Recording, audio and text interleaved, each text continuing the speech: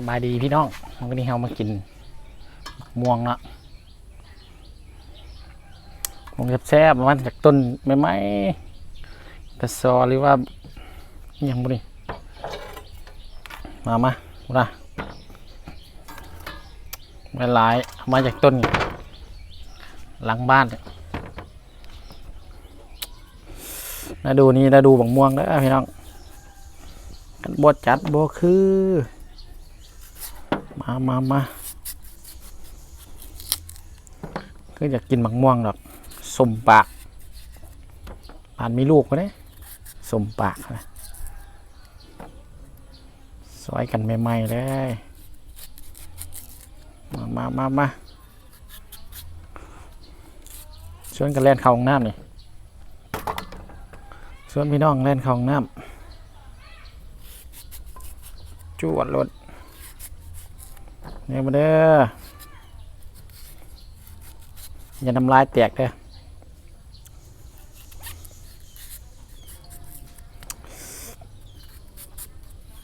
ได้ฝานี่ครับน้ำลายที่แตกอะที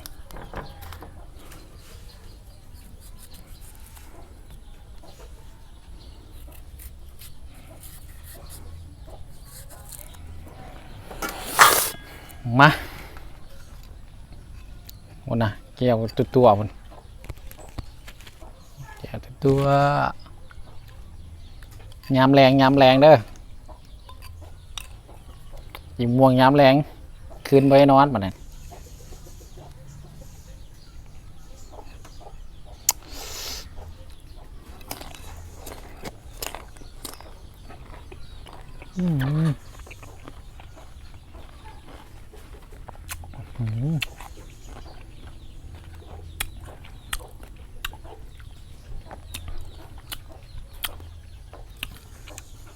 กินแล้วบ่เห็นหน้าแนวนั้นบ่คือเนี่ยแซ่บมากินหมากอ่อนๆฉันข้าวแกนละข้าวแกนมาแล้วมันจะสุกแล้วเนาะนี่ข้าวแกนแข็งๆเลยดิ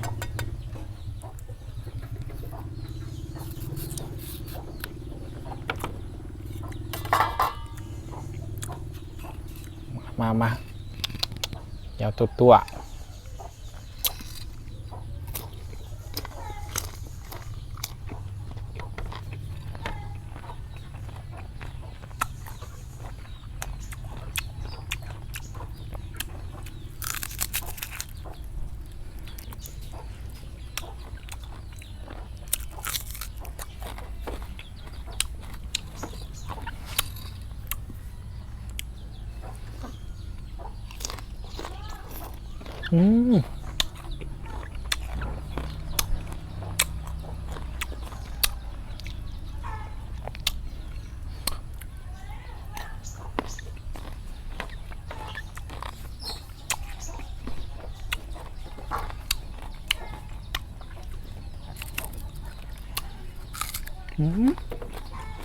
บัวใส่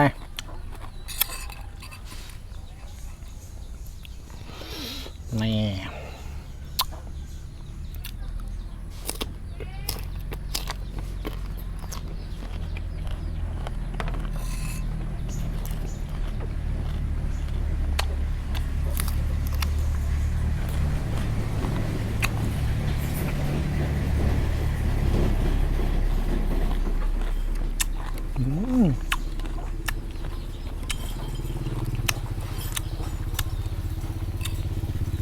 สุดยอดพี่น้องเอ้ย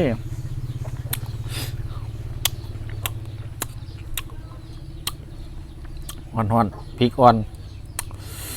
ใส่พริกอ่อนอีก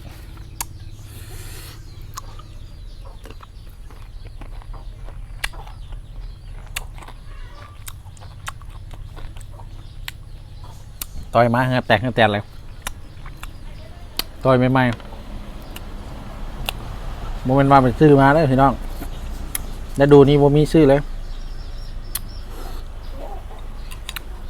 แล้วดูเพื่อน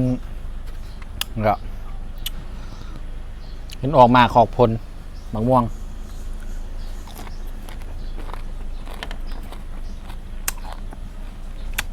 อ่อน อืมตอนเพิ่นอ่อนๆตอนเพิ่นบ่มีแกนเนี่ยบ่มีแกนไหนมีแกนแล้วยังบ่มีแกนนั่นก็กินส้มอันนี้ส้มๆแบบบ่ส้มปานใด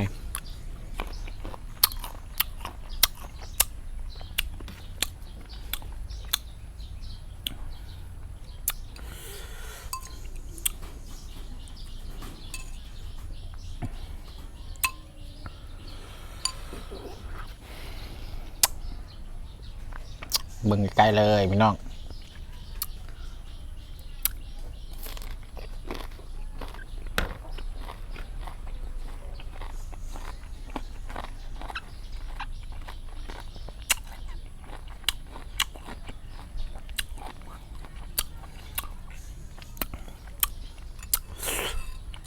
แซ่บอีหลีตอนนี้แซ่บกินแล้วเราบ่แซ่บกินเล่นๆ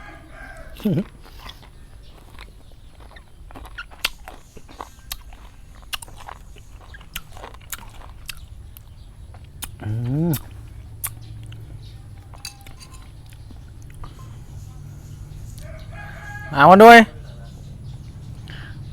ฮะไปเลยดิ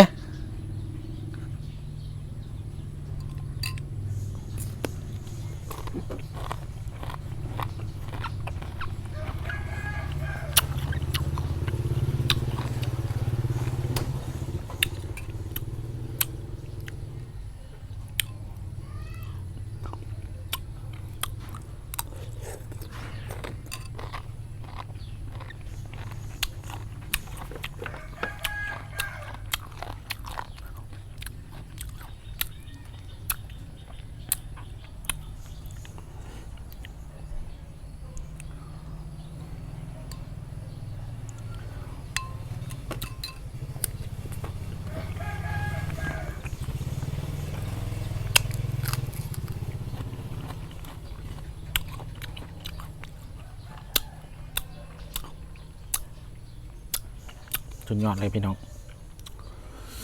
สุดยอดความแซ่บ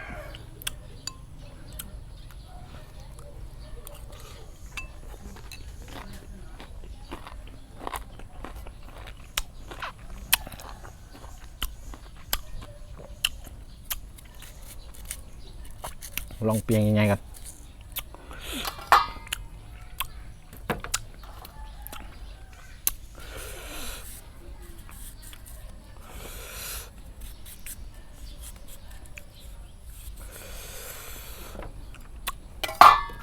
ไม่เป็นเบิ่มคมหนารอบเดียวจบมันวะไงรอบเดียวจบมาน้ำในตัว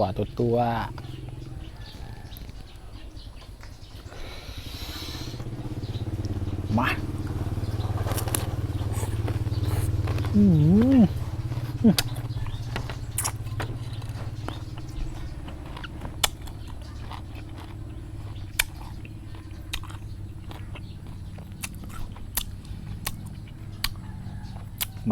บันละย่ายว่าออก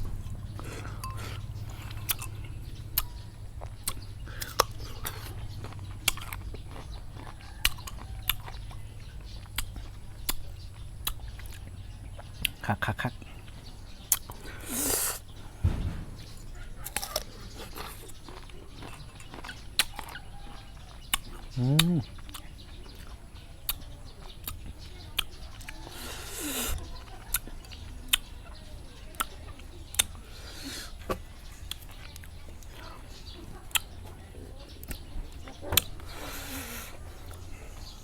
สดเลยแบบนี้มันสะใจครับ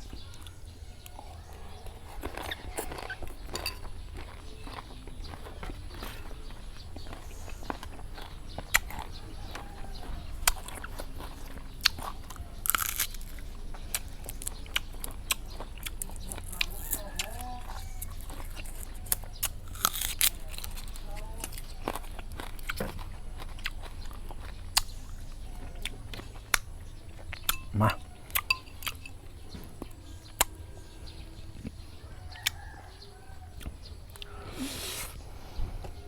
สุดท้ายคำโอ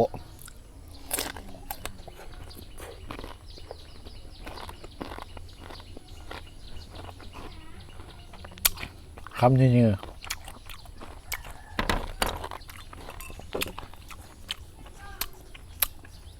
เริ่มยุ่งแล้วว่าฝนมันตกใช่เมื่อวานเมื่อก่อนนะยุ่งกับตอนแรงมีใครคำมียุ่ง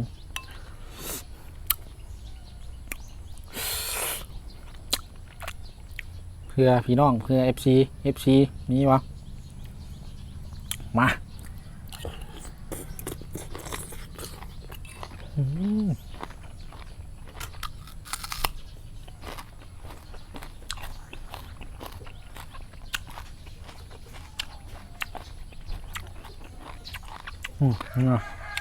ฮอด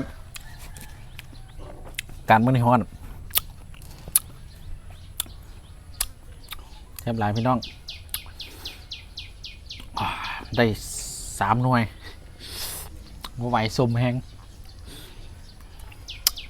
เรือไว้ไปกินบอลเฮ็ดเวียก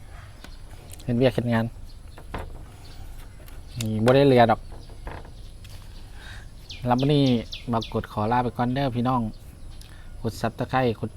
แชร์กดกระดิ่งให้บักกดแชร์เด้อเพื่อเป็นกำลังใจคลิปต่อไป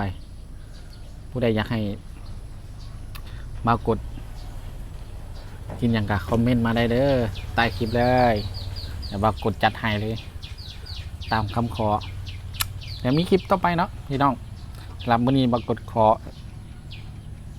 ลาไปก่อนสบายดีบาย